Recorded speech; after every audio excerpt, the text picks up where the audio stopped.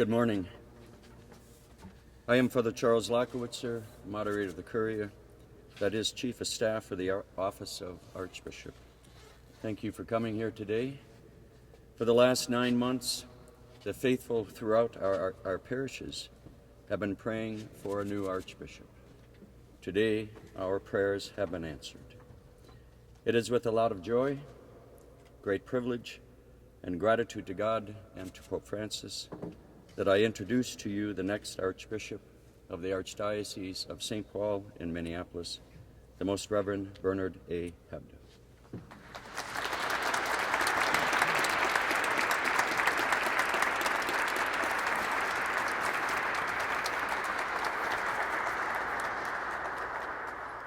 Good morning.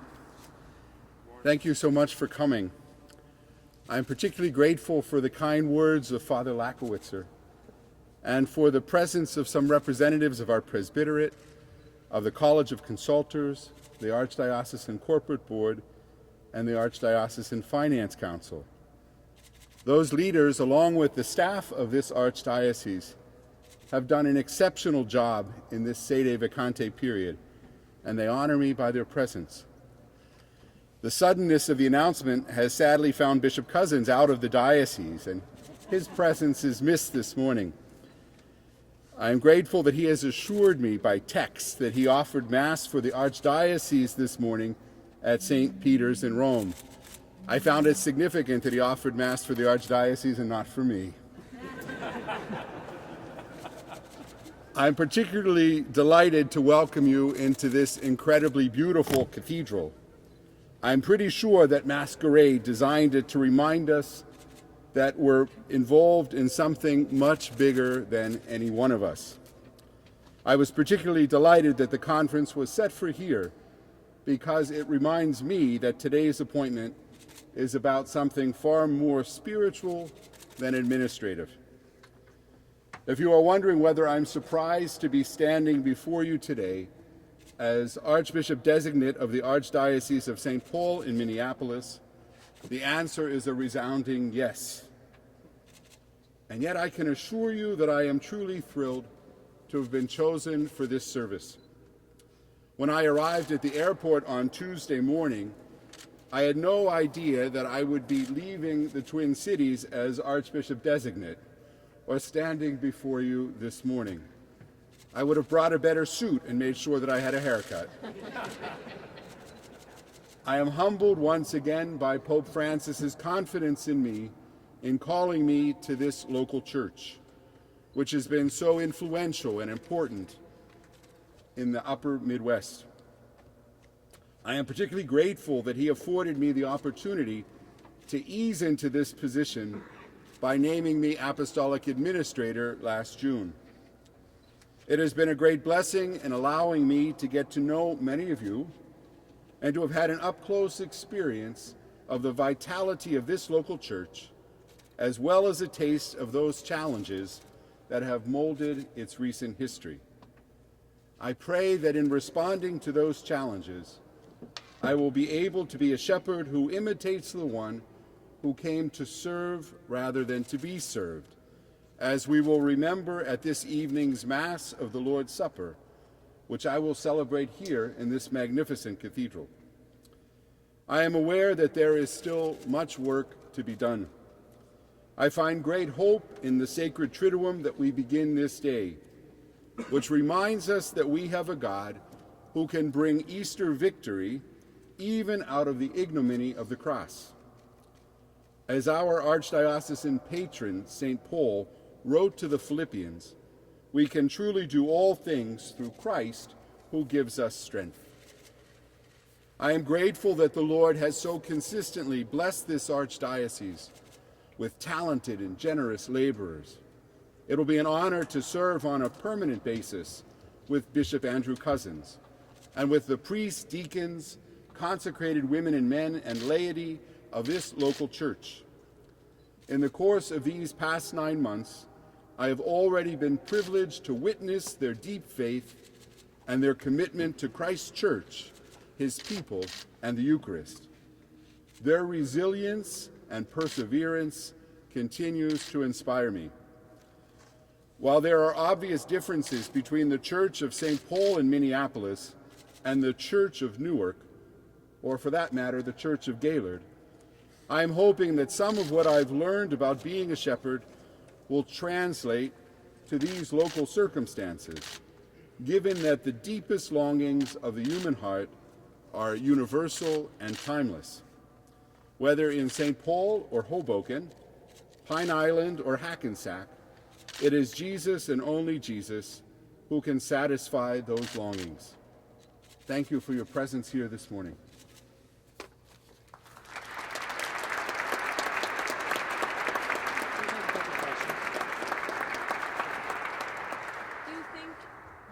Change how you're doing your job at all to be the permanent versus the interim, and how so, if not? Great. The question, if you couldn't hear it, was, do you think this will change the way I do the job that I have? And I certainly think that it will, because the perspective is very different. Really, up to this point and continuing until May 13th, my primary concern is to do no harm, not to injure the great work that's already been done in the Archdiocese. After May 13th, it's going to be my responsibility to set a longer course. And I look forward to being part of that. For those of you who are married, I think there's probably a little bit of a difference between dating or being engaged or being married. And when May 13th comes, you're stuck with me for a long time. Thanks. Archbishop, do you have specific changes in mind for once May 13th comes? I really don't have specific changes in mind. I've been already working with our staff over these past months in preparing for whomever the next Archbishop would be, to look at some areas where we might be able to set a course for moving forward. But in terms of specific changes at the moment, I can't tell you I have any. What were some of those areas? Well, I think just how it is that we continue to build on the wonderful collaboration that we've really experienced in these past 9 months. Part of canon law is that the administrator has to work very closely, for example, with the College of Consultors, those priests who are leaders in the presbyterate. And I would certainly like to build on that as well. I've also had a wonderful opportunity of working with our lay leadership, especially in the corporate board and in the Archdiocesan Finance Council. So we've already been talking about some ways in which we might be able to make that kind of collaboration even more effective, perhaps even a little bit more streamlined, but so that we can really involve many more people in the decision making here in the Archdiocese. Archbishop, Thanks. Any significance for you for the appointment coming down during Holy Week? Yeah, great question. Any significance for the appointment coming down in Holy Week? I can tell you it was obviously a significance for someone else too, because we weren't given a whole lot of choice in the matter. So normally there's a little bit more leeway in planning the day on which the assignment would be announced. And when I received the call on Tuesday, the nuncio immediately proposed Holy Thursday as the day for doing this. And in his mind, there were 3 things that were very important. And throughout the Universal Church, it's a day when we celebrate the priesthood. And so certainly I think the Holy Father was really trying to strengthen the priests of this archdiocese. So that emphasis on priesthood, I think, was very important.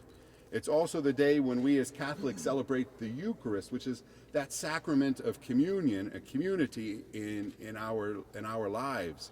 And I think it really accentuates the fact that the bishop is called to be an instrument of unity in the church.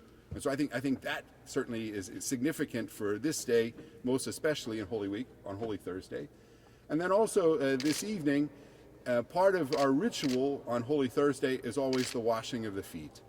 And it really is that opportunity to emphasize that the bishop is called to be one who serves, that all of us are called to imitate Christ, but the bishop has to be doing that as well. And so those 3 things, I think, very much gave us reason for this announcement today. And certainly in Holy Week in general, it's a little bit odd in the sense that our staff isn't present today.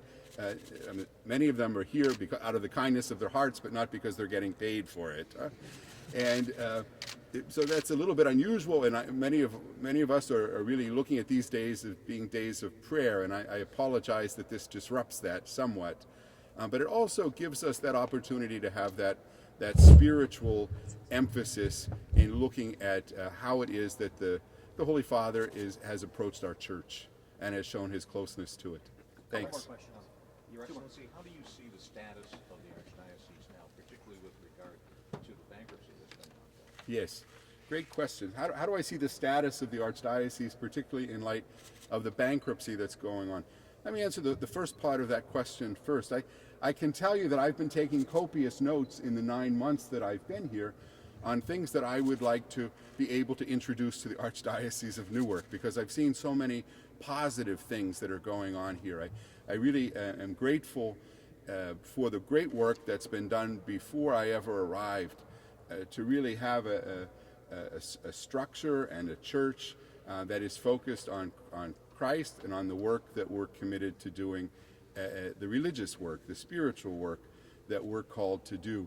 Always keeping in mind as well the significance that has for how it is that we engage in outreach with the poor, with those who are less fortunate. So I've seen many of the great things in this Archdiocese that I would have loved to have imitated in my service in Newark. Now I have that opportunity to be part of that here. As for the bankruptcy in particular, it's a long process.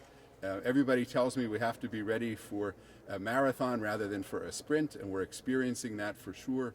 At the same time, I have that sense that people are focused on how it is that we might be able to do the most for the most, and how it is that we might be able really to respond as people of faith in a very difficult situation. Thank you. Question. Well, will you be more actively engaged in the clergy abuse issue now that you're... Thanks, Gene. The question was, will I be more actively involved in the clergy abuse issue? Gene, I don't know how I could be, in the sense that that's been so much of a focus of the 9 months that I've been here. Certainly that's one of the defining issues of the church in this Archdiocese at this time, and so we've already been very engaged in that. Certainly in the work that we've been doing with Ramsey County, in entering into that settlement agreement, that took an awful lot of energy, a lot of attention, and moving forward, that certainly gives us great hope. So I think we've already been very involved in that. I would imagine that will continue to be a focus for us in the future as well, and for me personally. Thank you. But thanks, Tom. Thanks, everybody. Thank you. Thank you.